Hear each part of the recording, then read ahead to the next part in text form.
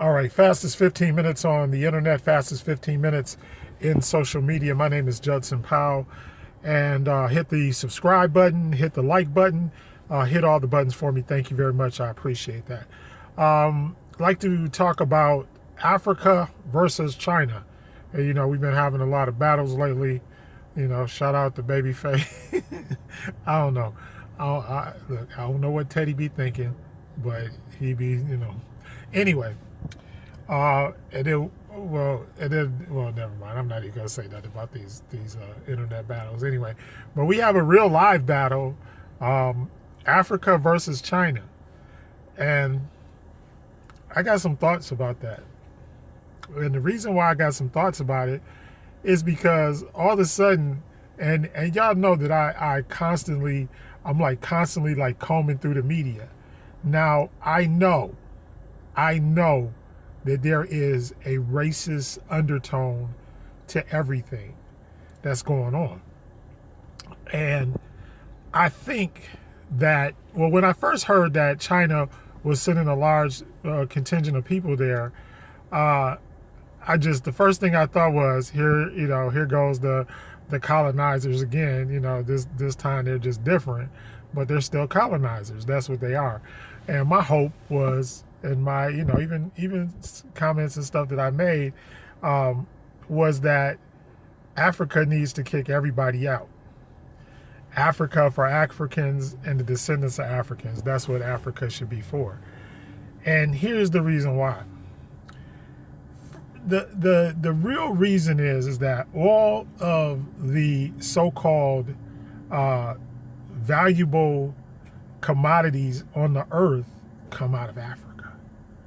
So everybody is over there. The reason why people go there, or the reason why they all want to colonize Africa, is because of gold and silver and diamonds and uranium and all of the natural resources on the earth.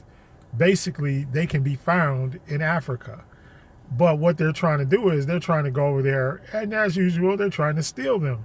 They're not trying to pay the fair market value, or they're trying to colonize an area so that they can, they can take everything. And what they do is they come over there with money and offer them this and offer them that. And and now here's Africa's problem. Africa's problem is that there are a lot of corrupt leaders in Africa. Okay. And I'm not saying that, to be mean to anybody or anything like that, but the bottom line is that there are a lot of corrupt leaders in Africa. All right. And they take money to make deals. And I mean, there's some good ones too, don't get me wrong. But a lot of the leaders in Africa they steal. And they do stuff, or they make deals with other foreign countries. And the problem with making deals with other foreign countries is that then when it's time to pay the piper, the people are the ones that suffer. So my thing is basically don't make deals. That's the whole thing. Don't make deals, because when you make deals, the main thing is that when you make deals, what happens? You end up losing. All right. And colonization is colonization. And that's why I was talking about all of the past leadership of Africa that was good. They were about Pan-Africanism. Okay, so they were about Pan-Africanism. And the reason why, and that's why I kept telling y'all need to stop messing with Dr. Umar Johnson. Leave that man alone, because he actually has it right. Look, there can be no movement. There can be no movement unless you have land. Now, I understand the whole Native American thing, and that some of the Africans were already here before Europeans got here. I understand that whole argument. All right. But we also, even within that argument, you have to understand that you still, at some point, you have to have land. If you don't have land, that's why anytime, like, when some people argue with me and I say, well, where is the land of Hebrew, or where is the land of this, that, and the other thing? And if you don't have land, then you're not a sovereign nation. You're not a sovereign country. Because what are you going to walk on? What you going to feed your people from? How are you going to sustain your life, your growth, anything like that? How can you sustain it without land? Well, the one true thing about Africa is that we have ways to prove that, because they didn't take over the land and form a new government. Basically, what most of the African nations are independent nations. And we have certain nations just like Kenya, Ghana, I think it was Sierra Leone. There's a couple of, there's a few other countries in Africa that will allow Americans to come there and have land and do everything else. They're inviting you to come home. All right. But the bottom line is the leadership has to expel everybody else out of Africa. Just like, for example, like in Kenya. Okay, in Kenya, they have developed a technology where they can actually turn salt water into, fresh water, fresh drinking water. American scientists, from my knowledge, have been trying to do that for years and have failed. All right, and then and I think I saw the article, and a elderly Kenyan gentleman, he actually invented, a way to transform this water. So you got to understand these things are, or the fact of, there was an article, I think it was day before yesterday, talking about solar, just like solar infrastructure, everything else. That's a way that even Americans, that are of African descent, can go to Africa and actually help out the African nations, and on top of that, make some money themselves. But the problem is nobody is taught. See, that's why Pan-Africanism works out. We remember, because everybody used to walk around, we are African people, right? We are an African people. We are. Even if you were already in America before the Europeans got there, from what I understand, there's the stories that came out of ancient Kemet and also Kush, they already had ships. They had ships. All right, that's how they got over there. That's how they got to Australia when we have Aborigines. And even for that matter, we can argue the point that even Asians are descendants of Africa. Okay, so in a way they might be coming home, but the problem is that the current leadership in China is not, it's almost like Egypt. It's like Egyptians are not Egyptians. I mean, they're not the original Egyptians. They have been, watered down and mutated over centuries, and now they're like a completely different race. But that's cool, but you go to some parts of Asia and you still see people that look like us.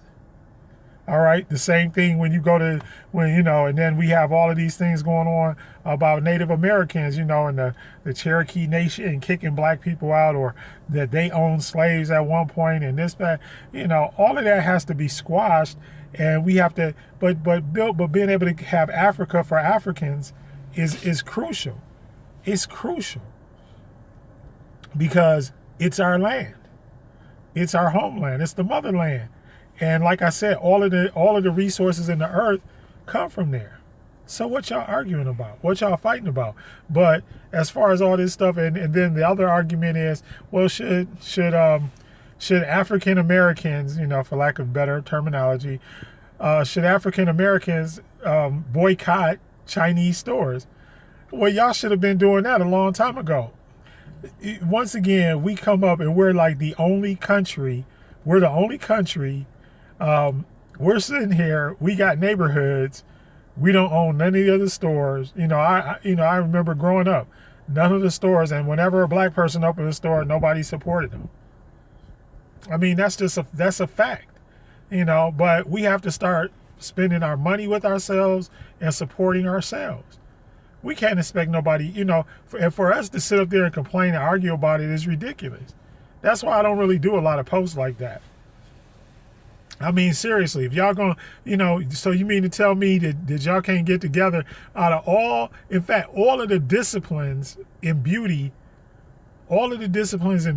came from us. So you mean to tell me that y'all can't get together and open up a nail shop, and then y'all just all go to the nail shop and spend the money with whoever the woman is that that owns the nail shop. Come on, y'all. I mean, for real. That's easy. I knew a black lady when I was living in South Carolina, and she has a degree in nail technology. And she tried to open a shop, and the black ladies wouldn't come to her shop. Ridiculous. But y'all will go, and y'all will take y'all $50 a week or whatever it is y'all spending on your nails, and y'all go to somebody else's shop and somebody else's ethnicity and give it to them. Most of the time, Koreans or Chinese. Same thing with food. We open up a restaurant, y'all won't go to the restaurant, And the one thing I will say, and I hats off to my wife, and in fact, the matter is that we look,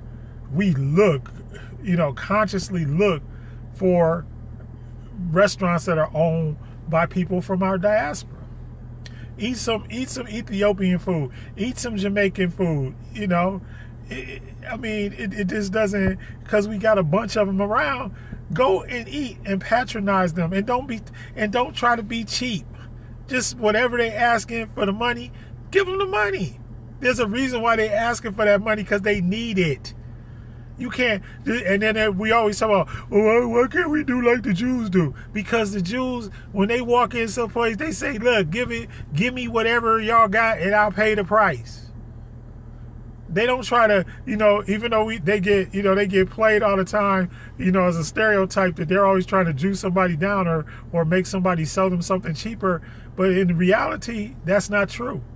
And in fact, in reality, they won't buy from other places. They find their own kind and spend their money.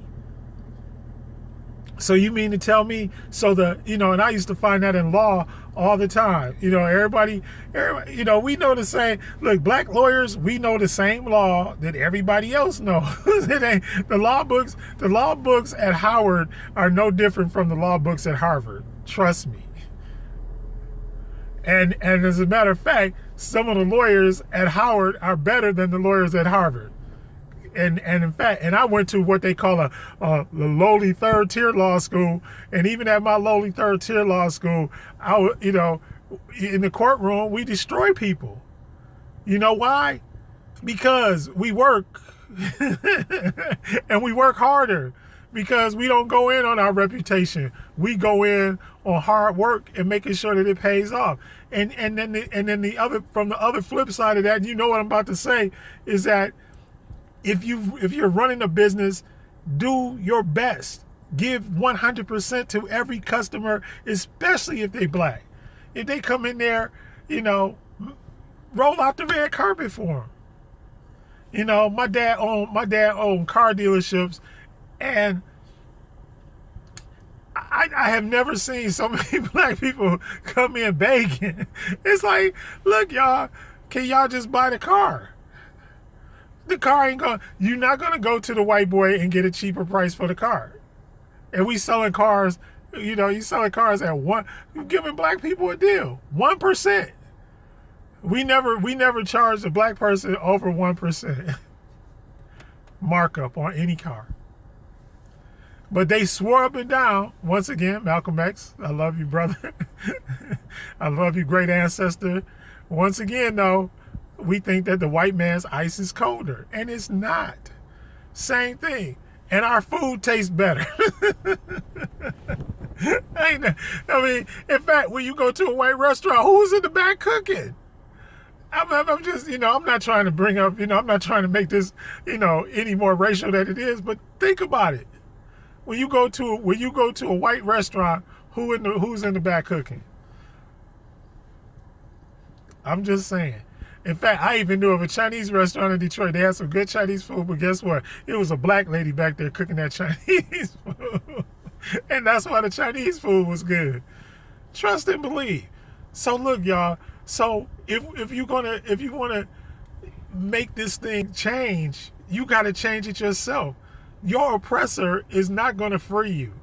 I remember Jesse Jackson once he said, look, A pimp is not going to change being a pimp. The whore has to regain her sanity and her dignity. And that's just the honest to goodness truth. So you got to stop being a hoe. That didn't come out right, but it's right. Anyway, fast 15 minutes is up. I went over time. I love y'all. Hit the subscribe button, hit the like button, hit the love button.